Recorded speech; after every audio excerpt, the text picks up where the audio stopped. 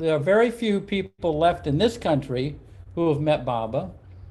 We have some, of course, that have come from other countries, like Merwan Mistry and Nashwan Nalavala and Goer Mobed, who's here. We're getting some from outside, but with Joan, we have someone who grew up here. She's, I think most of you know, she's the daughter of Lud and Bea Dimpfl, who are very long time followers of Baba, very close with him. And so I'm just going to, since it's kind of late, I'm going to ask you, Joan, can you tell us how your parents heard about Baba, how that all came about? Well, can you hear me, Jeff? First Yeah, of all, perfectly. Yeah. okay. Jai Baba, everyone. Yeah. Um, so the way it came about was that uh, my dad in the late 40s, he was a chemical engineer at Chevron, and he although he had originally been Christian, a Catholic apostolic, he became an atheist. He went through a crisis in the late 40s, and he became an atheist. And about that time, Murshid Deuce in 1948, I think, in January, went to India to meet Baba for the first time, and came to believe that he was the avatar. And my dad just happened to be assigned to an office with Don Stevens and hit it off immediately. He just was very drawn to Don Stevens, and got introduced to Sufism and Murshid Deuce and became a Sufi before he knew that Sufis believed in God. So it was a kind of interesting, it was Murshid kind of introduced him slowly to Baba. I get the idea, and also Don introduced him slowly to Baba. But by 1952, when Baba came to Myrtle Beach, Dad was so convinced that Baba was the avatar that he decided to fly to Myrtle Beach to meet Baba as soon as he could in America. Let me ask you, did your father have any idea in childhood that he would one day meet God in human form? I, I don't think so. I Oh, don't think so. Although I think the Catholic Apostolic Church was, now I don't know too much about the exact subsection of that church that his parents belonged to, but they were, some of the Catholic apostolics believed that Christ was coming back imminently. wow. So maybe he did have an idea.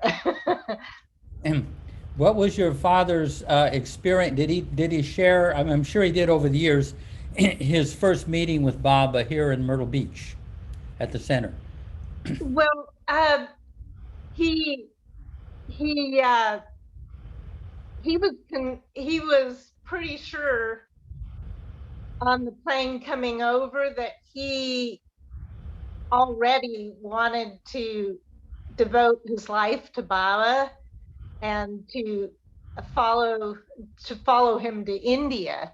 And so when Dad had his first interview in the cabin in Myrtle Beach, the first thing that he said to Baba when he had his interview was, Baba, I want to come to India to live with you. That even though I have this promising career. And Baba was very startled. And my dad said, then Baba embraced him like he was reading him. And then he said, you've made me very happy. And then he called Mirsta Deuce into the room and had Dad repeat this. And when Dad repeated it, Mirsta said, "But you can't go to India. You have a wife and 3 children and 1 more on the way." And Baba asked Dad if that were true, and Dad said, "Yes, it is, Baba." So, Wow. And so how did he tell you how that made him feel? Was he reconciled to that situation, or was he still a little bit disappointed?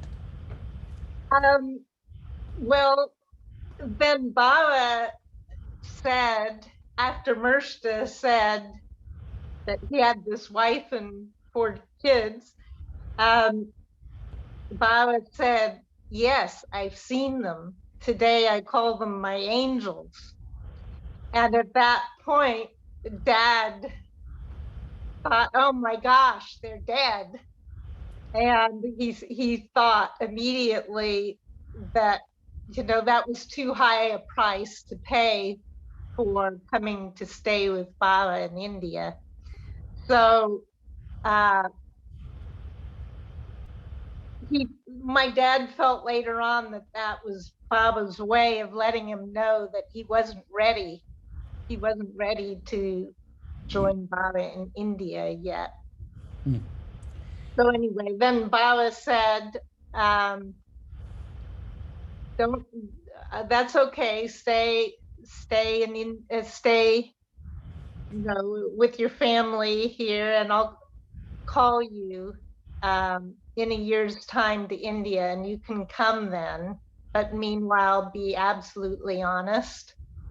And Baba sent a message to my mom that she was to tell Dad for Baba that Dad was not to leave he was not to quit his job or sell his house or anything like that. But so my mom apparently reminded my dad of that many, many times. And how did your mom take to Baba right away, or how did it unfold for her? She didn't take to Baba right away. I think she gradually came to love him, but she's a pretty private person, so she's not someone who carries her heart on her sleeve, so to speak. But I think she does love him. Yeah, and then your dad went to the Three Incredible Weeks in 1954. Anything that you recall that stands out that your dad said about that? Yeah. Well, there are bunches of stories. One was that Baba immediately tried to make all the Western men feel comfortable. And it took a little while to warm them up and feel relaxed, because here they were meeting Baba, a lot of them for the first time. So they were kind of on their best behavior. And at one point, my dad he felt a craving to smoke. So he asked Baba if he could smoke a cigarette. And Baba said, "Sure, help, make yourself at home." And so my dad started smoking. And after that first session was over, Margie pulled Dad aside and said, "Lad, I know Baba said that you could smoke, but he didn't, Baba really hates smoking, and he didn't really mean it, and he never allows us to smoke." And so my dad stopped smoking. The next time they met, and Baba asked him why, and he said what Margie said, and Baba said, "Now who do you listen to, Margie or me?" So um, That was one incident. And Did and he then keep, there did he was, keep yeah, smoking? Did he keep yeah, smoking? yeah, I think he Yeah. kept smoking. And then there was the incident with the suitcase, with Joseph Harb's suitcase. The men were up in Merbod on the hill, in the tower. They were on the top story where the women Mandali used to live, and they had these dormitory beds, separated by sheets that they could pull across for privacy. And Joseph Harb's bed was across from my dad's bed, and he had this habit of, when he wanted to get something out of his suitcase, he would put it on my dad's bed and open it up and, look for what he wanted. And then he'd leave the suitcase on my dad's bed. So this drove my dad absolutely bonkers. And finally, about the third or fourth time, he had had enough. And when Joseph was out of the room, he just stuffed all of Joseph's clothes back into his suitcase and dumped it out on top of Joseph's bed. And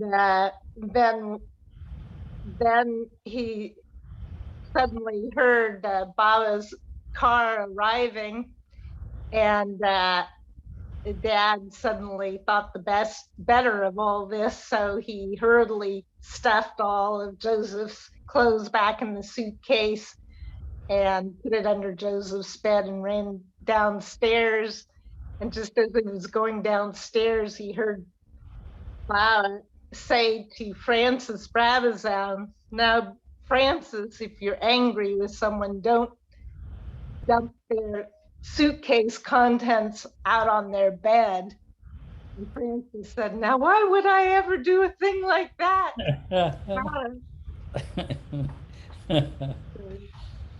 That Uh, was memorable. yeah, I remember your father sharing that. Any other incidents that come to mind?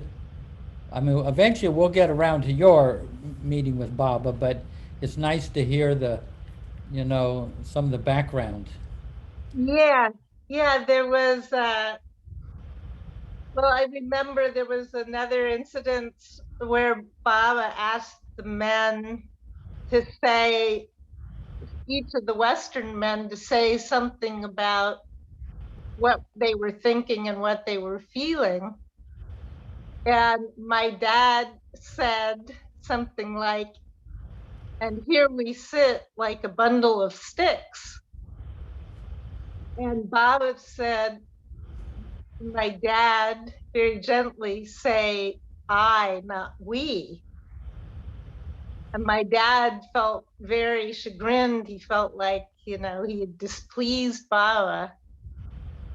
And Baba said, "No, no, you can never displease me, Lud. I love you because you are honest, and never stop being honest, because that's a wonderful thing about you." And there was another.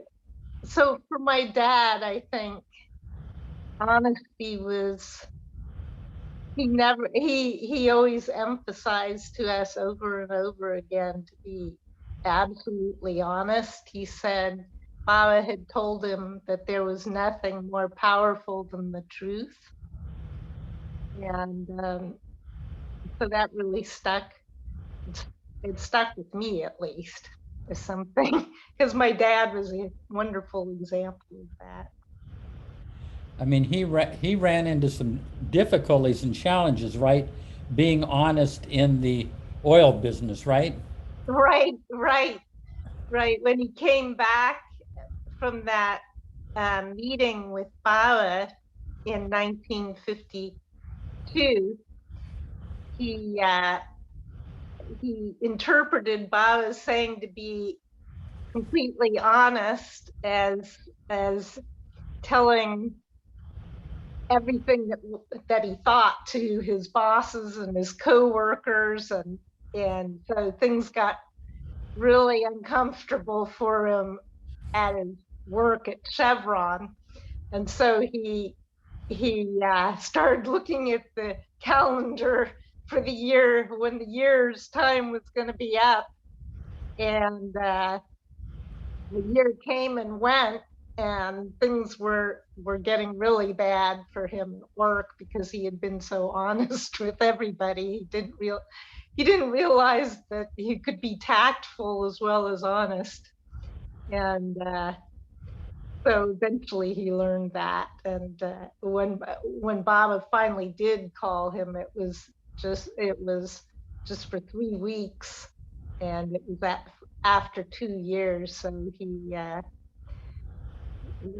had made his whole work life uncomfortable by then. You kind of learn how to moderate the honesty a little bit, huh? Right. Yeah. And and your sister was a 3B, well, Baba called 3B, Diane. And, well, but anything more, or can you want to, well, we'll open this to anybody wanting to ask questions. It doesn't have to be just me. So when did you first meet Baba? I first met Baba in 1956 when I was 4 years old.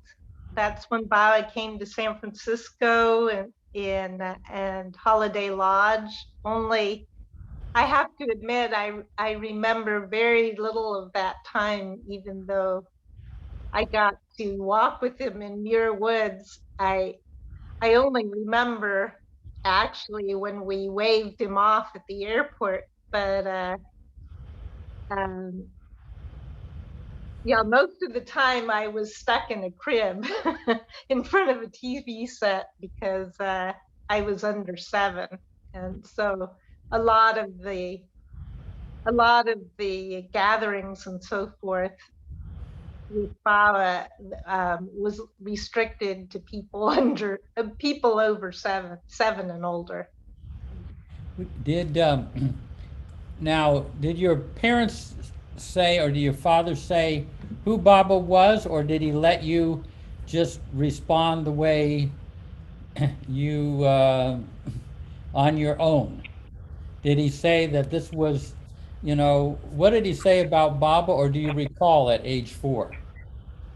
I don't recall ever a point where Dad sat us down and said Baba was the avatar. I think it just kind of seeped in gradually. I mean, I remember maybe when I was 3 seeing a picture of Baba on my dad's desk in his study and wondering who that man was.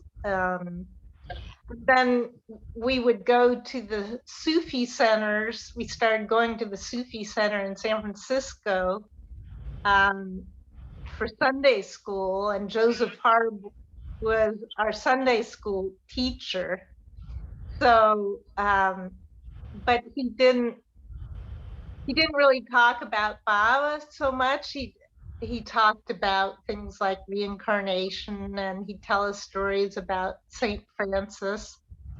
And I remember in the Sufi Center seeing pictures of the current Baba and pictures of Baba as a young man, but I didn't realize they were the same people. It took me a long time to realize those 2 Babas were the same Baba. With his hair down his shoulders, and then his hair pulled back into a pigtail. So you would go into the city. That was probably the old Sutter Street, Yeah. right, in downtown, or in there in San Francisco. So then when did you kind of, what was, I don't know if you can answer this, but what was the kind of evolution of your sense of who Baba was? Do you kind of get a? It's it seemed very natural when I was younger to accept Baba as God. When I was young, it just, I mean, it felt, I mean, I just accepted it. And it wasn't until I was about 10 or so at the time of the East-West gathering, before we went to the gathering, that I was really starting to be critical and thinking, you know, do I really believe Baba is God? And it wasn't until I actually saw him in 1962 and felt the change, you know, the change that he made in my heart. Um, and just just, it's hard to explain the atmosphere around Baba. You just, you knew that he knew everything about you, and you knew that he accepted you exactly as you were, even though he knew everything about you. And I had told the story that before we went in to see Baba, and we were waiting in the turf club in Puno where we were staying, that I was annoyed by all kinds of stuff. I was annoyed by this little message that had been sent to each of us,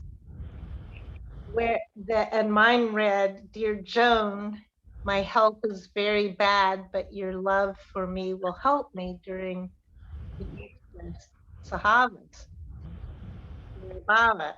And I thought at the time, you know, I I was I was touched that it was addressed specifically to me, but I thought, I don't know that I love Bala, and I don't know that how I can possibly help him during this time of the East West gathering. So um, there also was this woman at the turf club. All I knew about her was that she had red hair and she was very loud, I thought. And she talked a lot about how she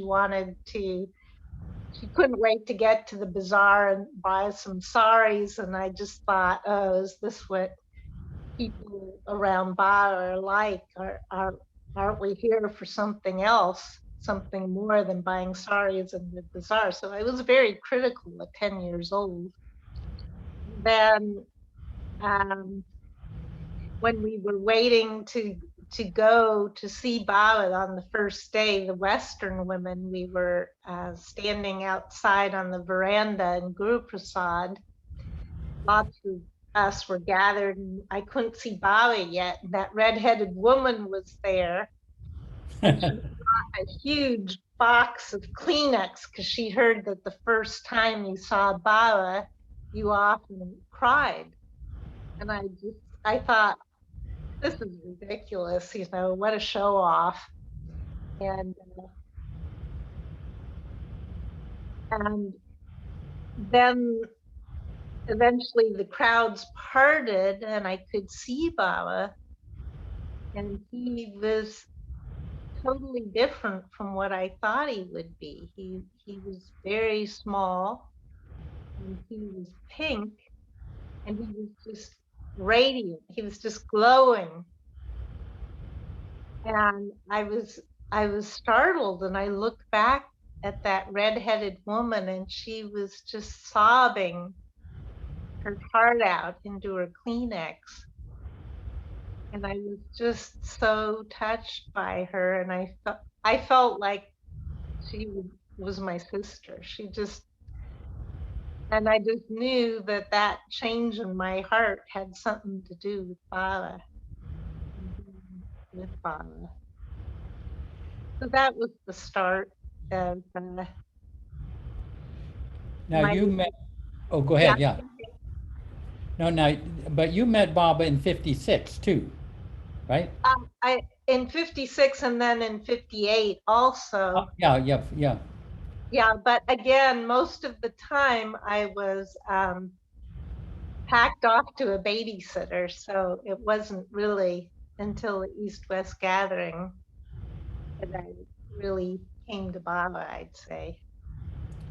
Now, isn't there a picture of you at the children's party with Baba? I seem to recall with Baba around your, his arm around you. Yeah, He's right by yeah, the night watchman cabin. right. And I think my eyes are glued onto the candy that he's giving me. I don't know if anybody has that picture. You know, if anybody can bring up that picture, sometimes, I don't know, Rainey, she's sometimes pretty good at retrieving things out of the cyberspace, or maybe Prakash. I don't know, but it's one that we've seen many times, and you know, uh, yeah, it would be nice if we could see that, but maybe someone will find it. And now, this is open to questions from all of you. I mean, so don't hesitate, because you know it's not like I say. There. Oh, there we are. Look at this. Tony Paterniti has got the picture. See that, Joan? Oh no, I have to move here. See, Sorry. is Oh, that there. Yes, I see that. That's Tony it. Paterniti? I mean, your hair is straight. I mean, Yeah. isn't that darling? Is it digital? Can it be shared? Is it digital or is it? I don't know. Tony somehow got it on his cell phone. Just search Mayor Baba Joan Harland. Oh, Oh, okay. Wow. And while we're waiting, Diane, is it Diane and Terry? Yeah. Tony, put it up again. I didn't see it properly. Ah, oh, how lovely. yeah. And that was in Myrtle Beach in 58? Yeah. Yeah, right outside the night watchman cabin. Baba was throwing there you see Baba throwing candies, and Charles is trying to get it. Different kids are trying to grab it. And that's that same time. So, hi, Joan, how are you? I'm Diane.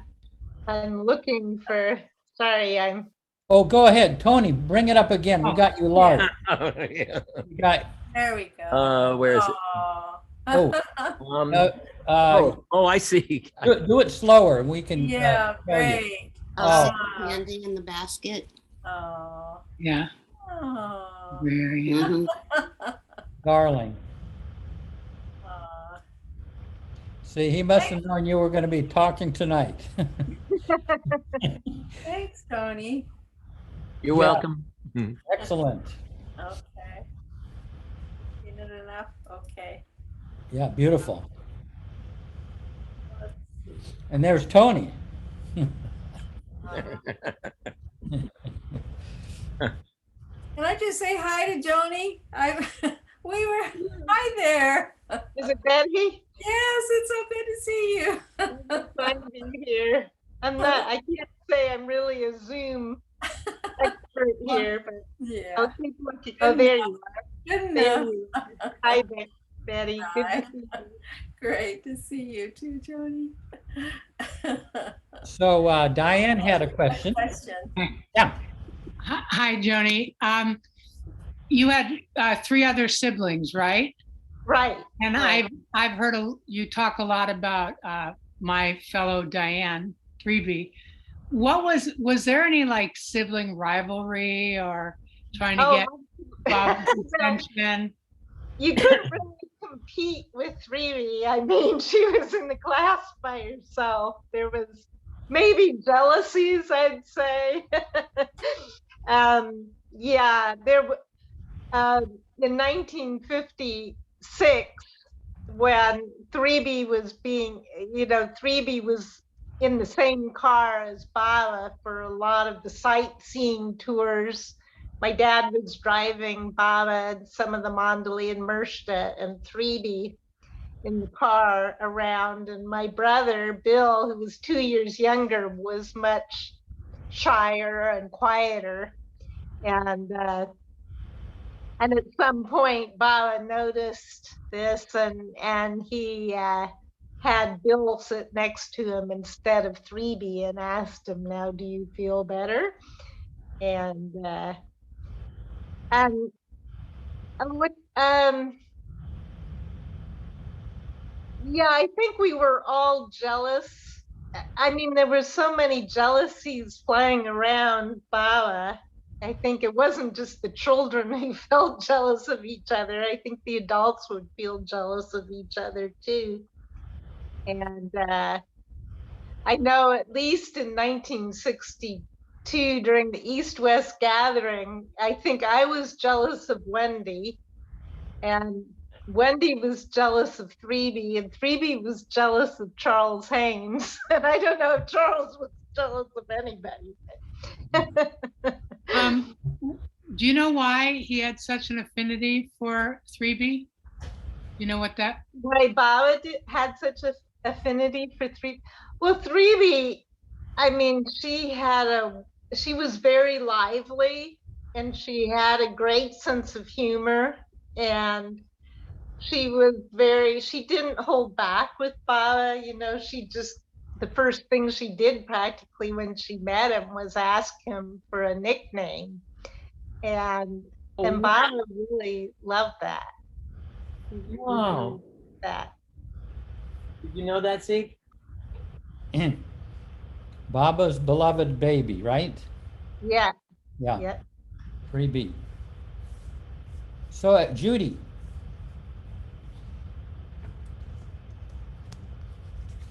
Hi, Joni. So good to see you. I'm looking for you here. Sorry. Hands are up. Does that? Have you found me? Yes, I do. Hi, Judy. Hi there. And I have such fond memories of you as my little angel in Maribot in not 62, in 2012 for the but I got back anyway. Now you're on gallery and I can see you too. Yeah, and you shared so many stories with me at that time.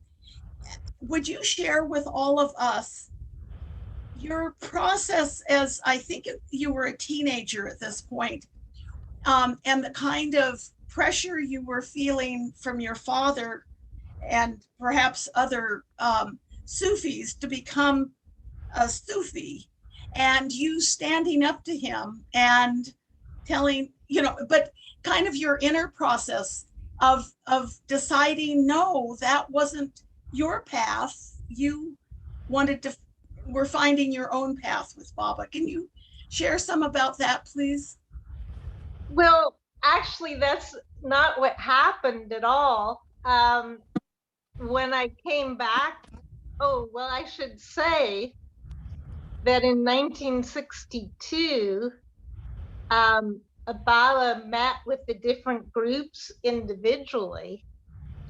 And so at one point he met with the Sufis, and I was only 10 and I hadn't been initiated. So I thought, I shouldn't go in with the Sufis because I'm not a Sufi. And so I hung back in the other room with Mani.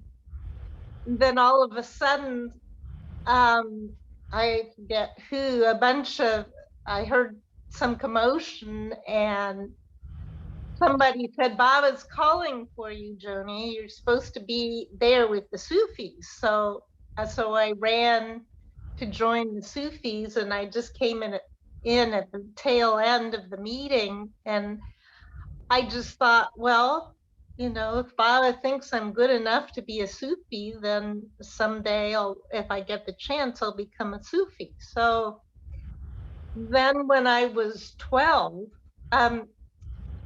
so I should say when we started going back to when we went back to the United States and there were Sufi meetings, all of us went to the Sufi meetings, whether we were initiated or not.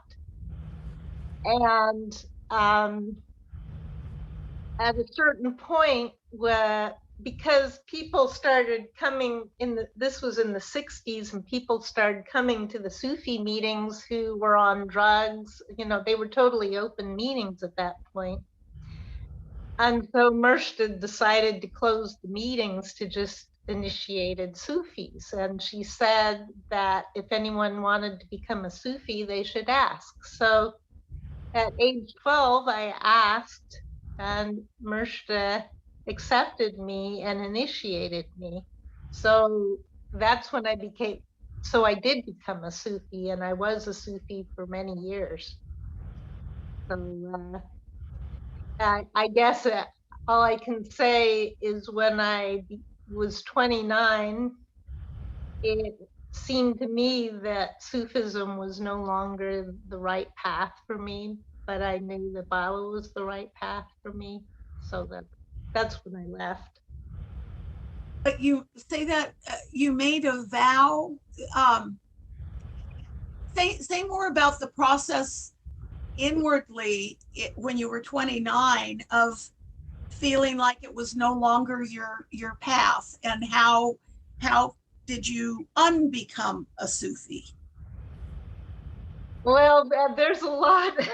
There's a lot that feels too personal for me to. I'm to sorry. Go in. Yeah, Yeah. that's okay. Share only what you feel comfortable with, of course. Yeah, no, it just it wasn't an overnight process. It was a gradual process. And then when I was 29, it just felt like it was almost a physical wind that was blowing me out. I just felt like I was being blown out, but it felt like it was Baba who was blowing me out of Sufism. And so it was about the time that Murshid was very ill, and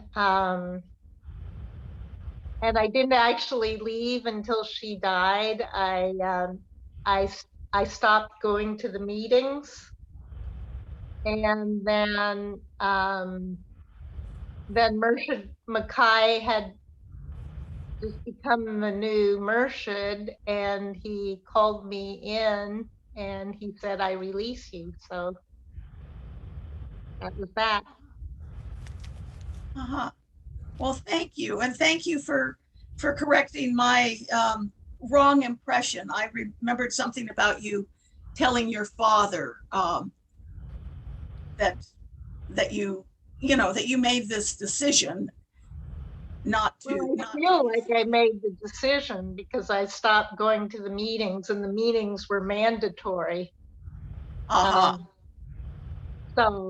I mean, if you didn't go to the meetings, you were automatically, kind of not a Sufi. So. Well, thank you again for that and for all you're sharing with us tonight. You're welcome. Okay. Tina. Uh-oh, we can't hear you.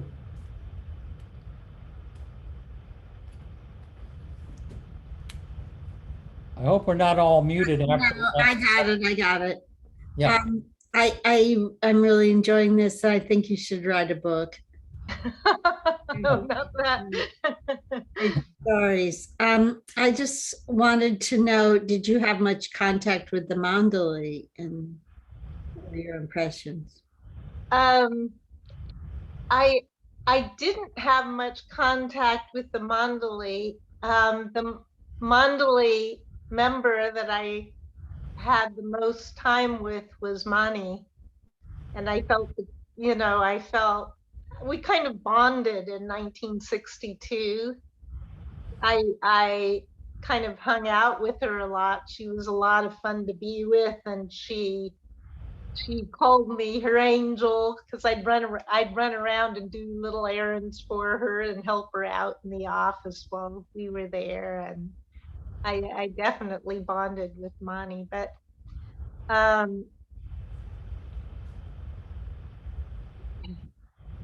yeah, I would have to say she's the only one I didn't really talk much with Mara or um, any of the other women Mandalay, but 3B, of course, she had been ordered by Baba to write Mara regularly. And so 3B had much closer interactions with the women Mandalay and especially with Mara. Yeah. Can you tell us a little bit about you and your life and what happened after you left the Sufis?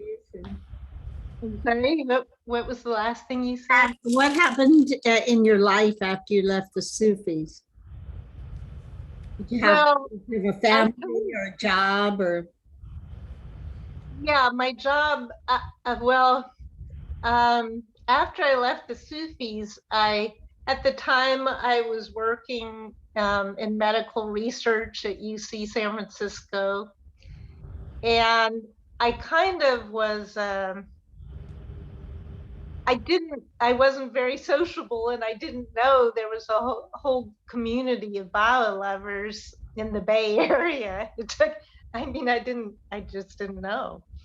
And so I felt pretty isolated for a while. And eventually, after 3 years, I kind of was in this state of emotional disarray, I would say. But, I knew I loved Baba, and I knew that was the main thing I knew. And then I decided I would go back to school and get a PhD in molecular biology. So after 3 years, having left, I moved to Berkeley. I moved to iHouse, actually, where Digambar Gadigar had lived for a while when he was in graduate school. And that had a lot of meaning for me, that I was staying in iHouse where Digambar had been. And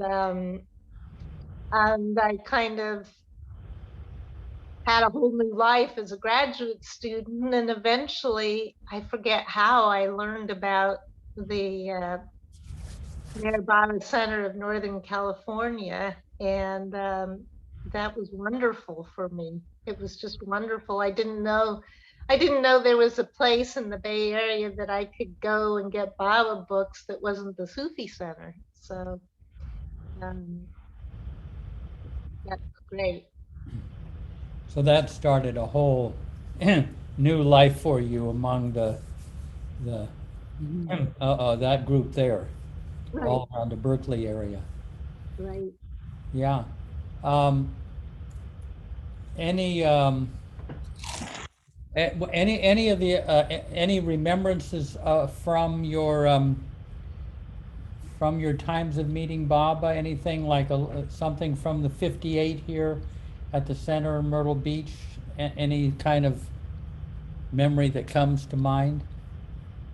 Well, as I said, most of the time I was sent to a babysitter's house, but there was one incident in when Bao was leaving at the Wilmington airport, that there was a big crowd around Baba, and Baba was sitting on a platform in front, and the children were placed in front, so they had a good way of seeing him. And all of a sudden, Eric pointed at me in my direction, and I thought, he can't be pointing at me. And so I didn't get up or anything. And then he pointed at me again and beckoned me to come up to see Bala. And then Bala told me a secret. And just his doing that, made it kind of helped me remember that day forever and remember Bala that day forever. You say he told you a secret? Yeah, Uh-huh. But that's forever kind of kept right, in the vault. between you and him. Can't you put it in your will at the end or something like that? Nope. Right. Posthumously.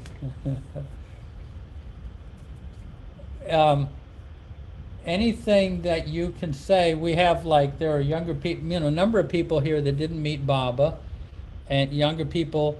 How do you experience Baba now, if that's not too personal? Well, Or how you made the adjustment from Baba being, having met him, and now after he dropped his body, how you made that transition. well, it was, I was struggling to kind of work out that transition from seeing Bala through my dad's eyes. For a long time, that's how I saw Bala, was kind of through my dad's eyes. And through, our whole family kind of was, we were kind of held by my dad's love for Bala. It kind of permeated the whole household. And so it was a real adjustment after I left Sufism. My dad was still alive. Was your father still a Sufi? Yeah. And so one thing that was really helpful was hearing, the Bala lovers at the Maribara Center of Northern California would talk about,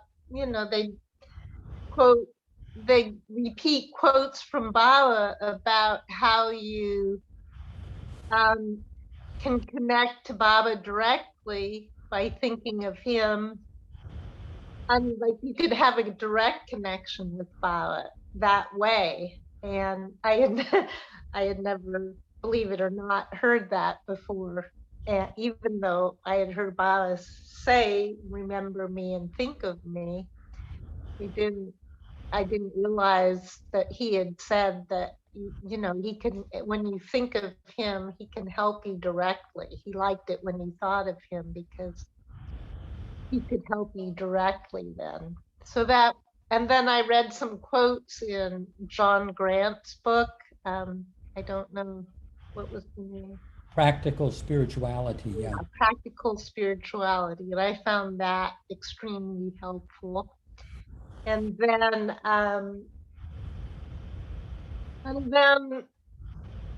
there would be times when, I have to say, all the time I was going to school, I would repeat Baba's name and ask him for his help before every test.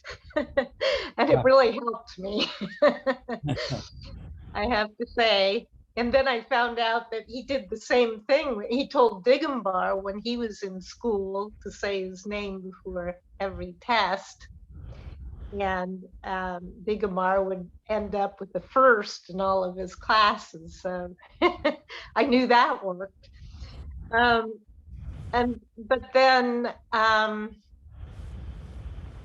I guess there was I remember this one incident when I was in graduate school, graduate school was very hard for me because I had been out of college for 10 years, and I was with kids who were 10 years younger than I was, and they were very sharp, and they had, they were up on their subject, and it was very difficult for me. So I remember just one day going to bed, I had been crying like mad because it was so hard. And I just said to Baba, "Oh, Baba, please give me a sign that you're with me, please." And that night, I dreamt that I was Monkey. Monkey was this Chinese legendary character who had challenged the Buddha and told the Buddha that he could go to a place where the Buddha was not. He could travel to a place where the Buddha wasn't. And he traveled to the ends of the earth to a place where there were 5 columns, and Monkey put a mark on one of the columns, and then he traveled all the way back to the Buddha and told him, "See, I've been to this place where you weren't." And the Buddha held up his hand and showed him that he had marked one of his fingers. Oh, Said, "You flatter yourself."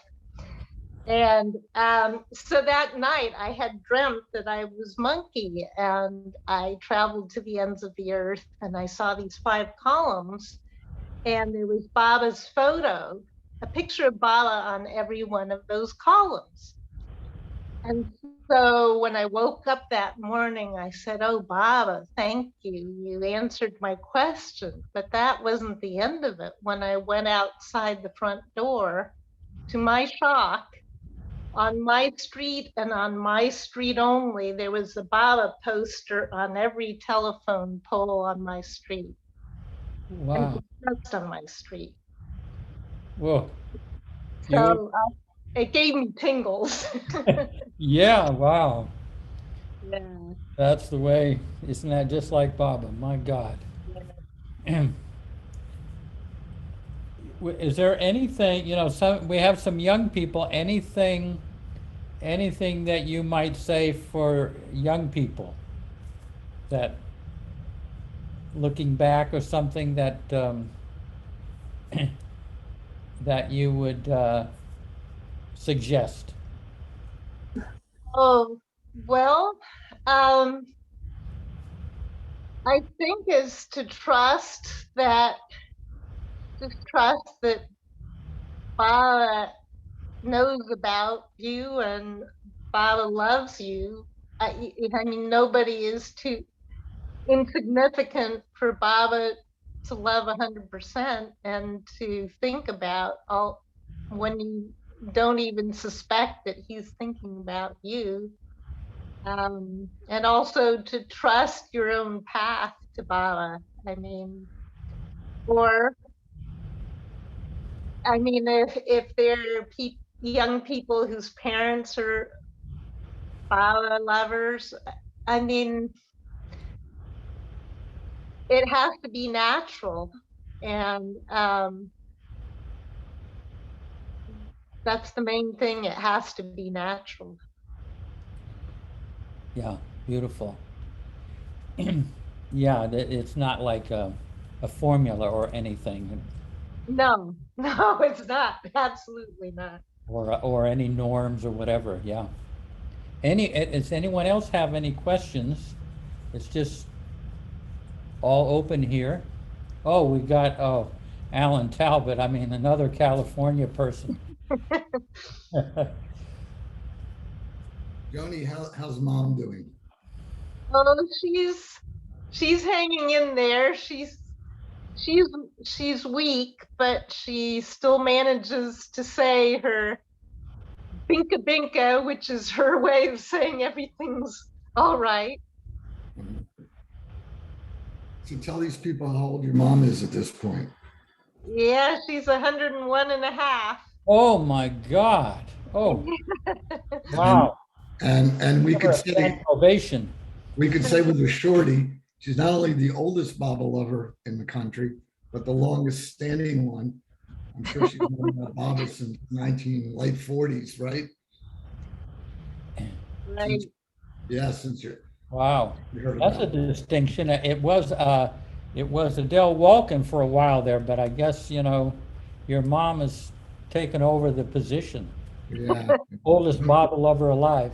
Her parents are remarkable. Her whole family is remarkable. And I want to say, speaking for the Northern California group, if I could, that having Joni, and Karen says I can't do that, but I'm going to do it anyway. Joni is really one of the jewels. We really miss this pandemic has been very devastating, and we haven't been able to get together. And since Baba's birthday, a year and a half ago, since I've actually seen her. It's just wonderful to see her and hear that she's doing okay, and her mom is kicking still. I wanted to say one thing about your dad, who I loved 100%. It was a real important person in my life. I was over your house probably in 72, 3, I don't know. This is where Baba was that night in 58. And your dad was very generous, even though I wasn't a Sufi. He was very generous. I guess he felt I needed a lot of help. But I was very grateful to him. And he said this thing, which I didn't quite understand at the time, but later when I heard, and tonight you've explained to the people, and at the time it didn't make sense to me. And he said, Alan, you don't have to say everything that comes to your mind. And I thought, well, this is an interesting thing to say. But now that I knew he did it, because he wasn't supposed to do it, he was giving me a little bit of warning, young person, not to do what he had done, 20 years, literally 20 years earlier. And so has stuck with me in a way. So it helped me in my law career. But your mom has been one of the, I cannot state how much I love your whole family. Thank you, Alan. It's just too much. So let's go with Rosalie.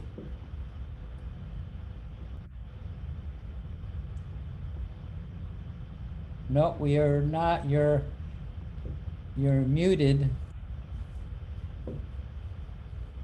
I think when we arrive in heaven, Bob is going to say, would you please unmute?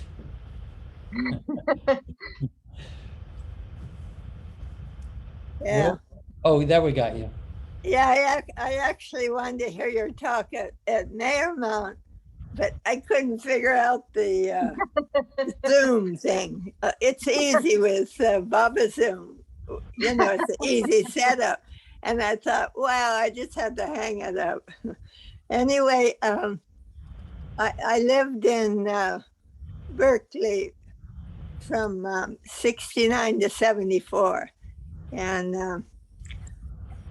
there, I wanted to ask you a few questions, like with Joseph Harv, he was one of my all-time favorite Baba lovers. Yeah. So beautiful. And I would visit him whenever I could, and actually, was he a preceptor also? I mean, what? No, he was never a preceptor. He just taught the Sunday school, and he was a sweetheart indeed. Yeah. And born on Valentine's Day, I remember that. And who was your preceptor when you were Sufi? Well, it started out that there were no precept. I mean, when I became a Sufi, there weren't preceptors at that point. So it was just directly Murshda. And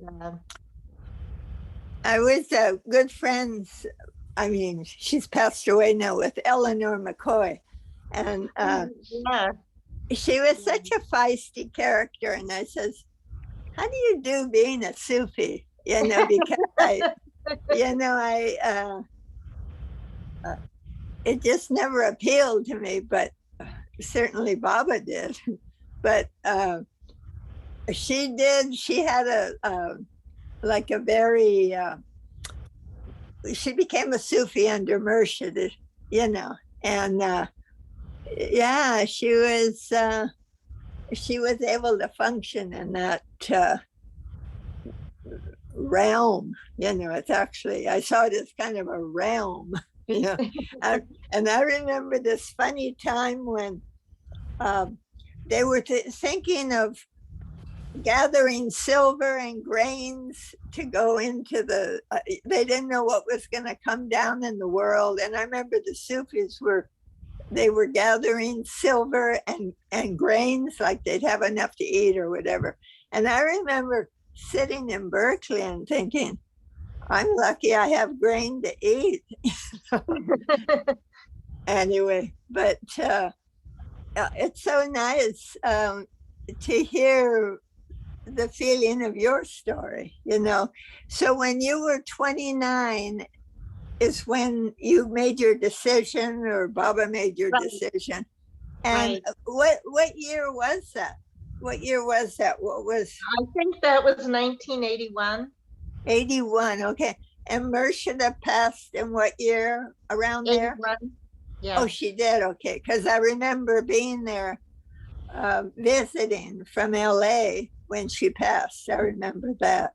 Yeah, and there was a big gathering at the center. Yeah. But, I was always kind of curious. I absolutely loved the Sufi plays. My first one was The New Life.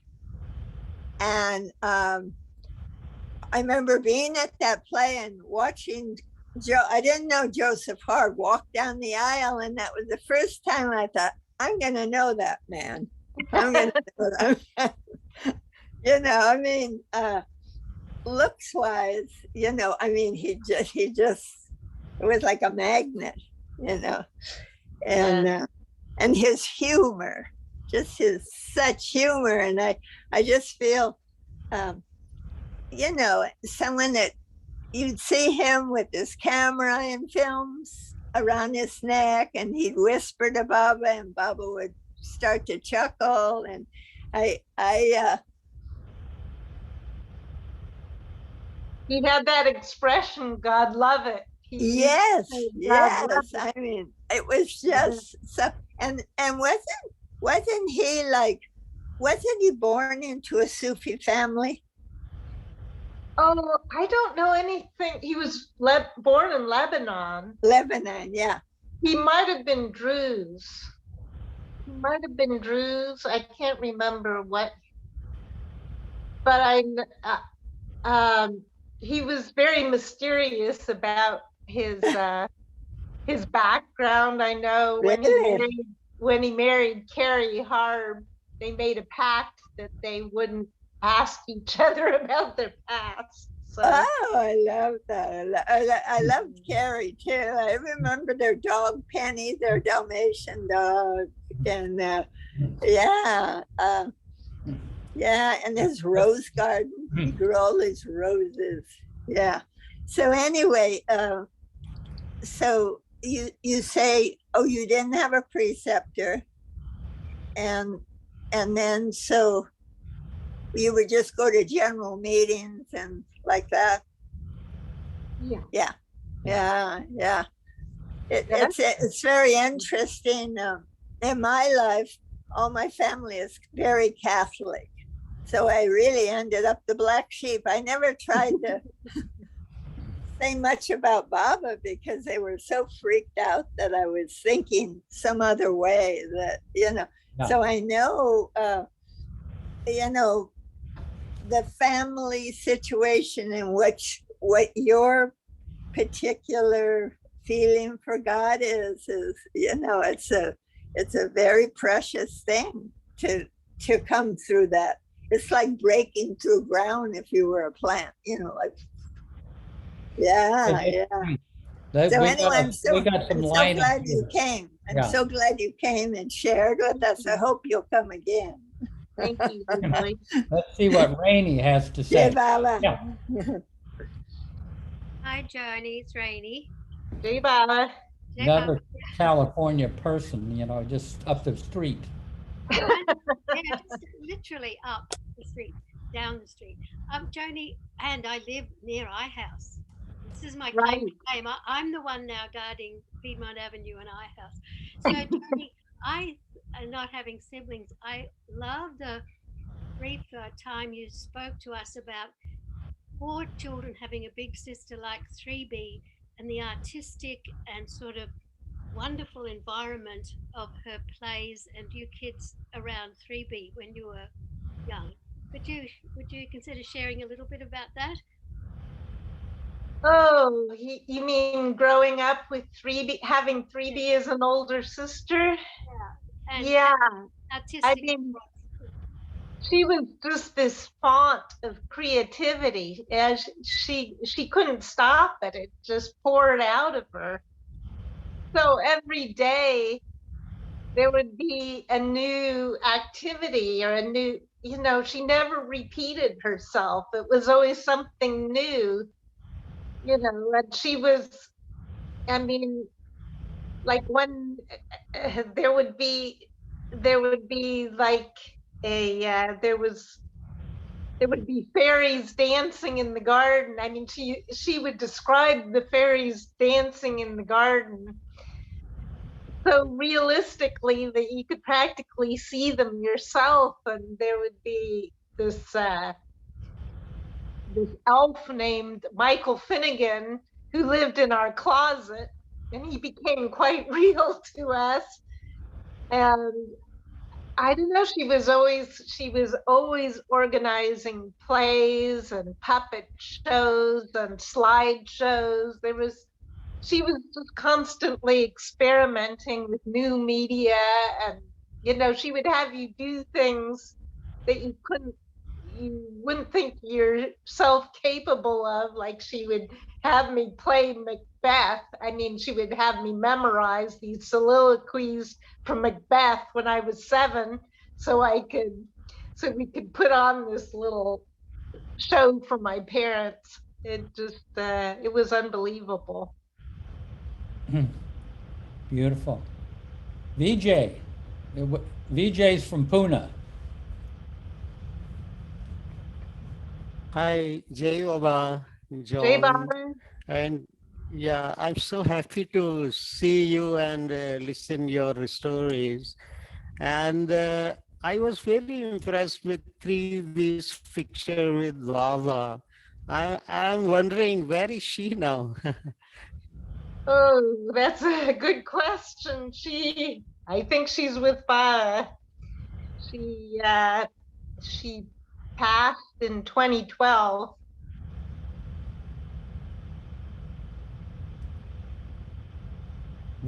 Looks like VJ froze. Yeah. But she did a lot of beautiful paintings and that we got to see from all over. Can you listen me? What's that? VJ, you froze there for a little bit. Yeah, I can hear you. Yeah. Okay, let's see. Well, let's go on to Judy. It's now starting. We're on the East Coast. We're after 11 o'clock. But very, very briefly, Joni, I just wanted to share about your father, Lud. And where did Joni go? Lost? Do the rest of you see her? Not yet. Well, let's wait a little bit. We'll take a little breather here. I don't think she left because I said it's getting late. I hope not. Maybe she did. Really? I hope not. No, she's just her Wi-Fi's dropped out. She's up in the hills. Oh.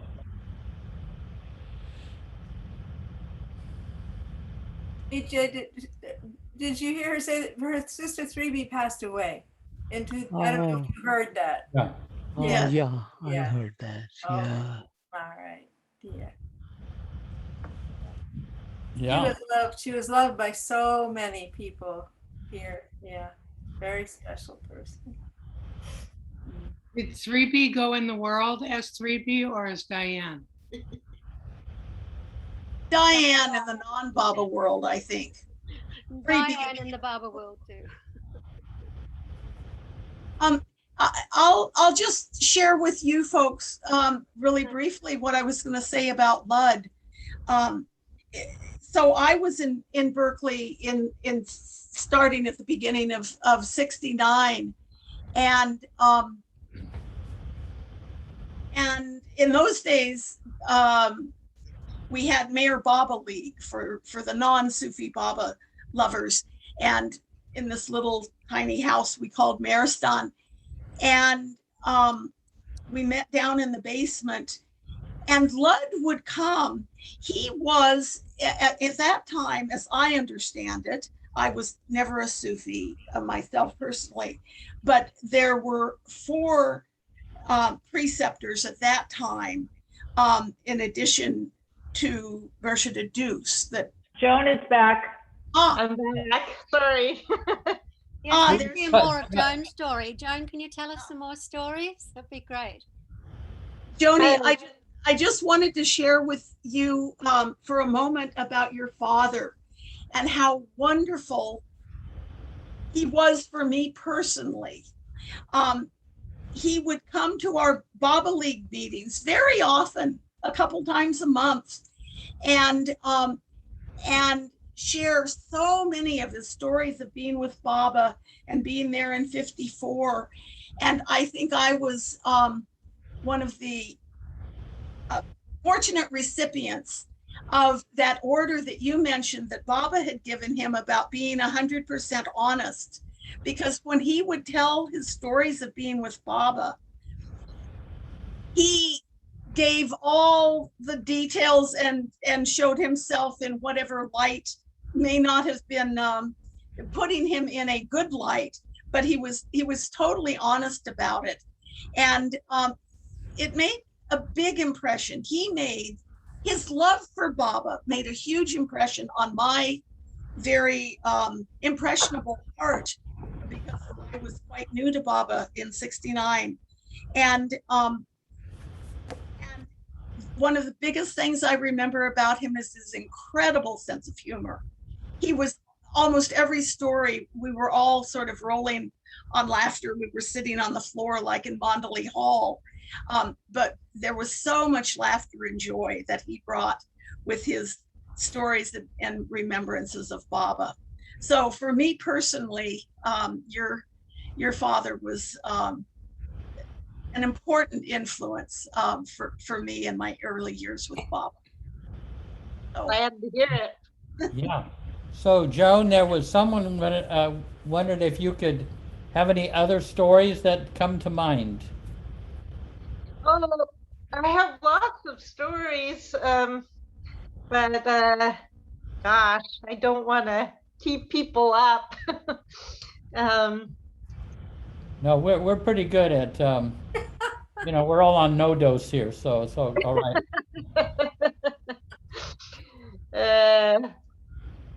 Well, let's see. There's the story that my dad used to tell about in the 1954 men's meeting where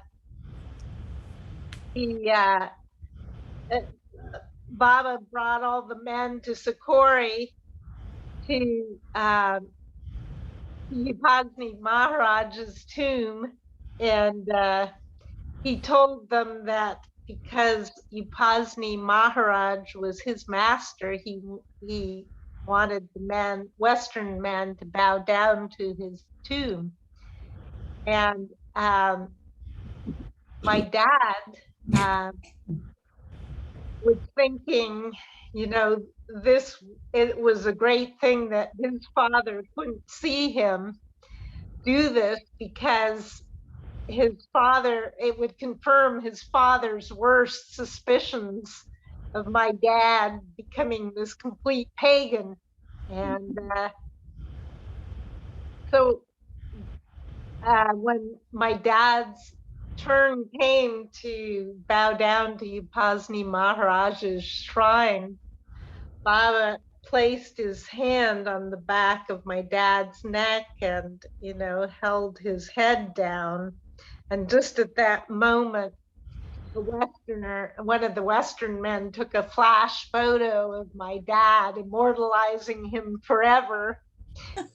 My dad just, he thought that was so funny that here he thought he would be saved from any chance of anyone ever remembering this incident. Anyway, and I know Balna too had a book of photographs, and he had a large photo of that, of my dad bowing down to Upasni Maharaj. And Balna too told Greg and me the story. He enjoyed it very much. Yeah, I know. I remember Darwin had a problem with that too. The thought crossed his mind, have I come all this way to bow down to alien gods in a foreign country, something like that. And Baba, when he was bowing down, Baba slipped his hand, I think, on his forehead. So he was really bowing down to Baba's hand. Similar. Joan, what about Muir Wood? I know you were with Baba in Muir Wood. I remember seeing it on film. You must have a good time in Muir Wood.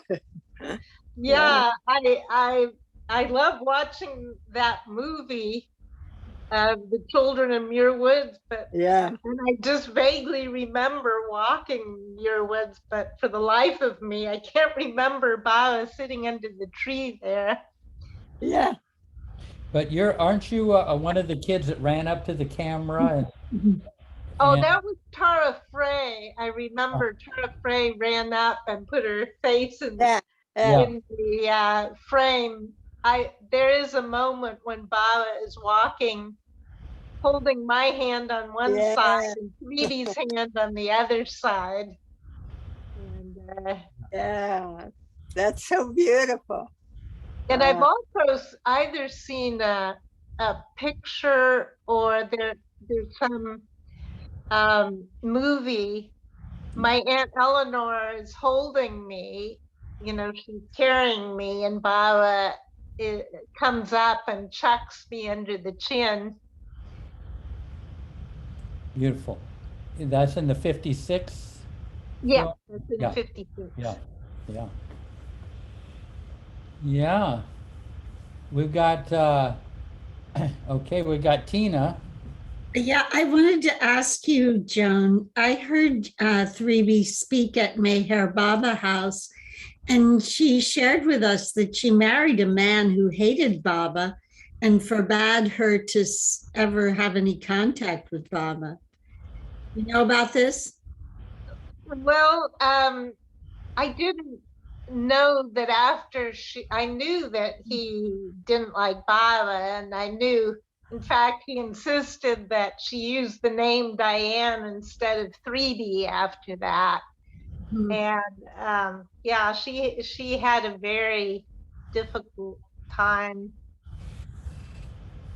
I know that when she first fell in love with her future husband, and which was, I think she was a sophomore in college, and she asked Baba for permission to marry, and he said, wait until you finish college. And 3B told Don that, and Don just flipped out and said, marry me now or I'm going away forever. And he went away. He left for a while, and she was just devastated, but he came back and eventually waited until she married him after she graduated. But she had a very difficult time with him, I think. Yeah. She was married for about 10 years. Wow. Let's go for Betty there. I wasn't able to go to your Meher Mount talk, but I heard somebody say that you had said, I'm just wanting the story, that you had said that when Baba went, didn't Baba stay in 3B's room? Did he? And Yeah, he stayed overnight. When Baba came, I think it was May 30th, 1958. When he stayed overnight in our house, this was kind of a spontaneous decision on Baba's part. So our house was kind of a mess. So this is, the equivalent of being ready with your candle. So when Christ comes, your house is ready for him. You never know. And so when Baba went into 3B's room, he said, "Who lives here? A must," because it was just such a disaster area. Yeah, but he decided to stay in 3B's room that night. And afterwards, when the rest of the family came home, 3B turned her whole room into an inner sanctum. She would keep the doors locked. We could only go in with special permission. And she kept the sheets on the bed that Baba had slept on until they rotted through. Poor mom. Anyway, yeah. great. Wow. Oh, what a great story. Thank you. Yeah. Yeah. So you mean in 58, Baba was there in San Francisco? Just overnight, he flew from the Wilmington airport to, I think he flew to Los Angeles first, and then he transferred planes in Los Angeles and flew to San Francisco. And they arrived late at night. I mean, they must have been exhausted. I think by the time they went to bed, they had been awake for 23 hours or something. But yeah, But no movies were taken of that, probably, right? no. I don't think so. Yeah. Wow. I kind of missed that chapter. Well, hey, this has been fantastic. That you just freely share all of this. It's been really a delight. I mean, if there's anything else that you can think of that just springs to mind, but boy, this has been wonderful. And there are people here from India, so some of them they're up. It's their morning, but they're having a nice breakfast. This, Yeah. Jeff, Yeah. I just wanted to ask Joan. I was visiting Greg's house in 1980, and Phyllis Frederick was there. So whether she was there then? Was Greg's house in 90? I didn't know Greg in 1980, so Oh, yeah. she probably was. He knew Phyllis Frederick. He was friends with Phyllis Frederick back then. Yeah. Yeah, I stayed with Greg's overnight.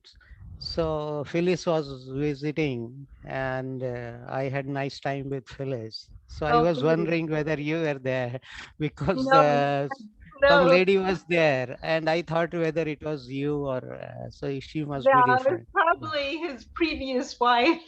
Yeah. Yeah. I met her. Yeah. Yeah. Thank you. Jai Baba. You're welcome, Jai Baba.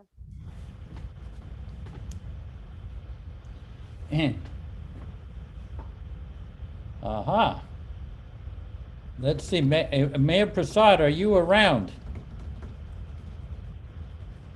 He sometimes has a good, beautiful Baba quotes to. Oh wait. I'm here. By any chance, do you have a nice ending Baba quote that comes to mind?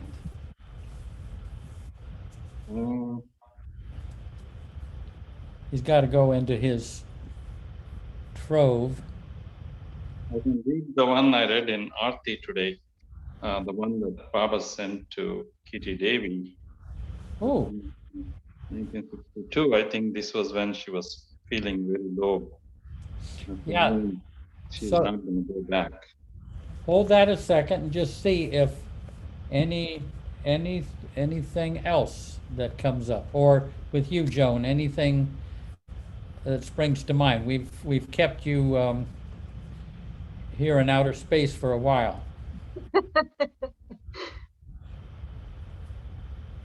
No, this is great, and really, I don't think there are hardly any people left who have met Baba who grew up here. You know, you got Rick Chapman and you know, oh wait, good, we got Goer. Goer's got a question. Do you know Goer? She's the daughter of Minu Karas. Oh, really? Oh, Yeah. wow. But she lives in this, see, we've imported her to this country so we can get one more person who met Baba. Oh, wonderful. Wonderful.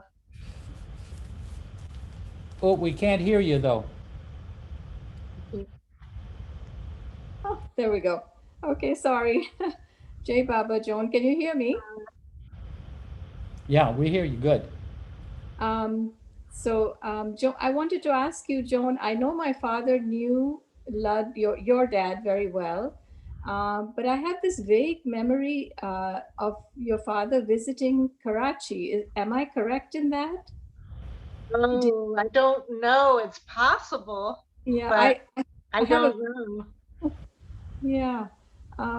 I sort of remember him at our house in Karachi for some reason, and It could be during his travels. It could travels. Yeah, Yeah. but my father knew him quite well, so yeah. be. Well, it's good to meet you. Thank you. Same here, Jai Baba. Yeah, we've had Goer share just like you, and her first meeting with Baba was during the East-West Gathering, and you were what, 7, right? I was, I'm yeah, too- 7.5, almost 8. Ah, Yeah, Wow. yeah. So we were there together, but I That's didn't. great. Yeah, that's right. Beautiful. Okay, well, We got let's. Joan and Oh, Ursula. good, we got Josh. Josh is from Australia. Hey, Joan, it's been such a treat to hear you talk. It's been a real treat. But I'm going to ask you the difficult question I like to ask a lot of old-time Baba lovers, and that is, if you could give one important piece of advice to Baba lovers of the future, what would that one piece of advice be? Oh gosh, I'm gonna whip out. I'm not an advice giver. If you were to give yourself advice, what would you? Oh, that's a toughie.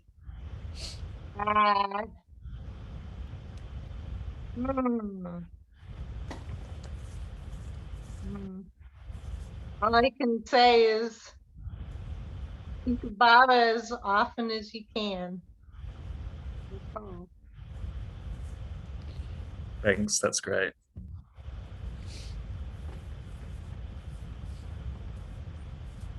Yeah, that's a good way to dissolve.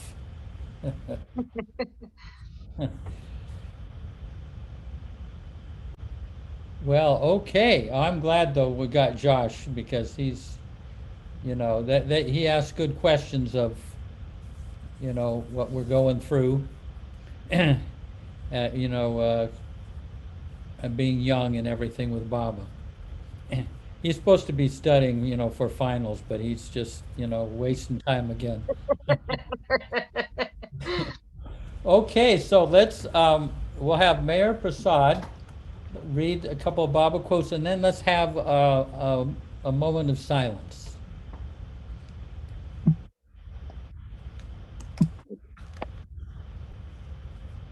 One said to Kitty Devi, those who are united. Oh, a little bit louder.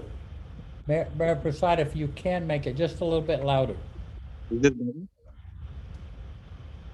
Whoop. Is it better?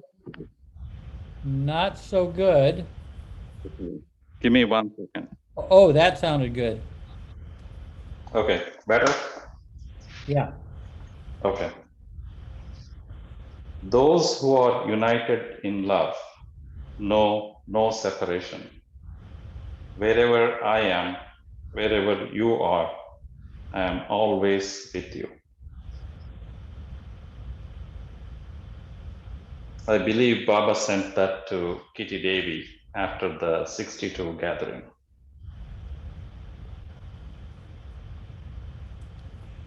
Read it once again, Mayor Prasad. Those who are united in love know no separation. Wherever I am, wherever you are, I am always with you.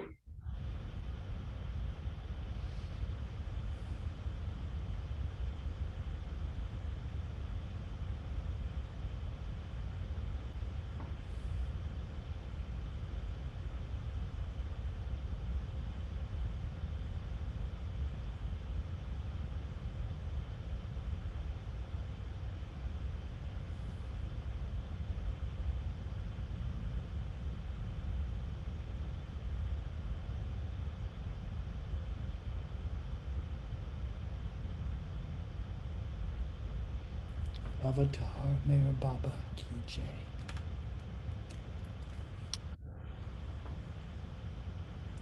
Thanks again, Joni, and thank Yeah. you, Jeff, for Yeah, facilitating all this. Really Yeah. wonderful. that was Thank very you. touching. Beautiful. Avatar Meher Touching. Baba Ki Jai. Ki Jai. Avatar Meher Baba. Avatar Meher Baba Ki Jai. Ki Jai. Avatar Meher Baba Ki Baba Jai. Ki Jai. Avatar Meher Baba. Baba Ki Jai. Joan, please come again. Oh, please. Yeah. Yes, right. No, that was wonderful. You gave Yes, us the that whole was flavor. great. Thank you, Joan. Yeah. Thank you. Thank you, Great Joan. to see you. Great to see you. Yeah. Thanks, Joan. Yeah. You're like a missing link. That's true. That's so true, Rosalie. Yeah. Yeah, yeah. Not many of you left. Yeah, wonderful. Yeah. I think we should archive her. Oh. We could probably arrange a more convenient time. Yeah. So beautiful, beautiful. And thank you for, it's not everybody who met Baba has felt comfortable in talking about their times or experience. It's, some we've asked and they're a little bit too shy. So you've had to overcome, I'm sure, the shyness about, sharing Baba. But thank you for doing that. Thank you. Wonderful. This has been wonderful for me too, to see everybody and hear everybody. Yeah, and like I say, there are a number of people from India here who got to be a part of this, so they wouldn't have probably known about the Mayor Mount gathering. That's true. Yeah. Okay. Okay. See, Baba. Okay, someone's got to leave here. Hey, Papa. Let's see who's going to be the first one to leave here. Hey, Papa. Yeah, Jay Baba. Hey, Baba. Oh wait, Nasreen. Nasreen has got Nasreen. The final word here. Okay. Avatar Meher Baba Ki Jai. Okay. Jai Baba. Jai Baba. I'm gonna head out. Thank you again. All right. Thank you.